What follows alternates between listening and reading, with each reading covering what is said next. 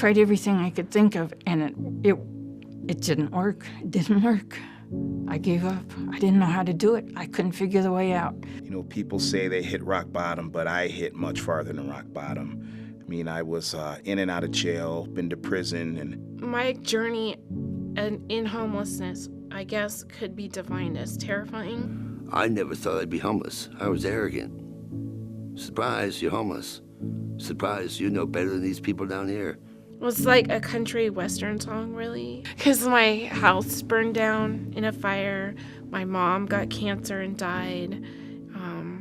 My dog died. Like, I just was in so much shock and in so much pain about how my life had collapsed around me and how my family had expired. They were dead. I had managed to get up from the ground with help. You know, I couldn't have done it without help. I did have help from strangers and from institutions that I couldn't have succeeded without. It takes, some people can do it fairly much on their own, and some people just cannot do it without help at all. Receiving that help and that kindness from a stranger I never met before was great. I mean, it was, you know, the best feeling that I could have at that time, you know. I didn't know what else to do. I was stranded, broke. So, freezing cold, didn't even have clothes.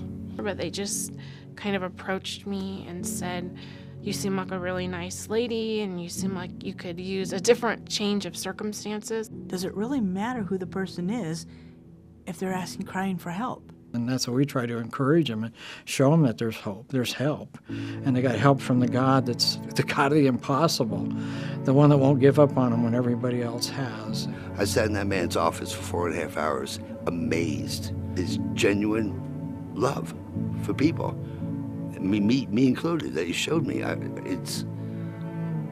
It was an experience I've never had with another person before. These people are dysfunctional, that they can't get a job and hold a job because of some of the traumas that have happened in their life, and they become either mentally ill or emotionally ill, or this has created a life-controlling problem, you know, where they're self-medicating with drugs or alcohol. And once we get out through the dysfunctionality, we can help them through, help them process, help them get closure. Is when the process, they begin to heal and they begin to get off the streets. They begin to get their life together because now they can move on. You know, they think they could go out and find a job if they want, but we don't know what their problems are. So human beings who, whatever the case may be, have fallen on hard times and they need help. they're broken. They're broken, they've been hurt, they've been abused, they've had all kinds of things done, and they've done all kinds of things. So just meeting them right where they're at, that's the thing, right in their brokenness, no matter how that came or no matter, what it's about. Salt Lake City Mission helps solve the homeless problem.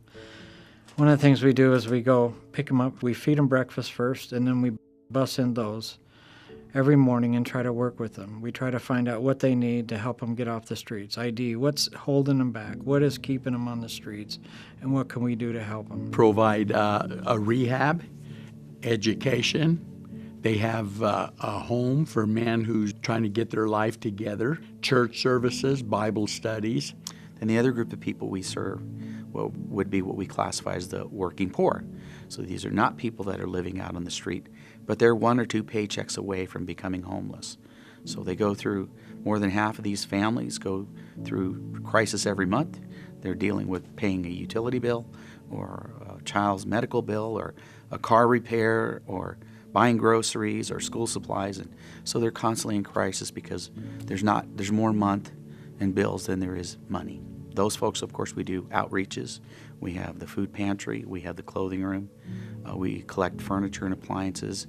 And everything we do is all provided free to the public. The small community that we have at the mission of 10, 12 people, the staff, and it radiates in the community of millions.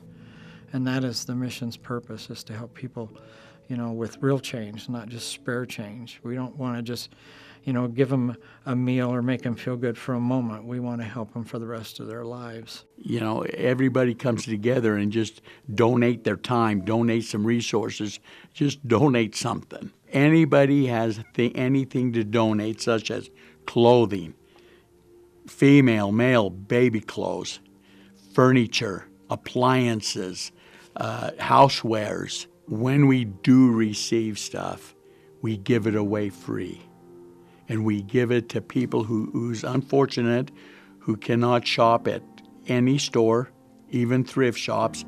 They cannot go get anything. If you really want to help a person out on the street, support your local charities like Salt Lake City Mission.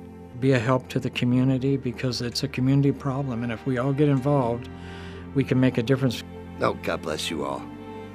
God bless you all, because it's people like you, it's your hearts that enable us to do what we do. My life has changed because of the Salt Lake City Mission. The mission has been such a pivotal role in my life. Salt Lake City Mission touched my heart. See something, an opportunity to give love, to do it. Don't be afraid to do it, to give love. Now, if I have that opportunity, to do it.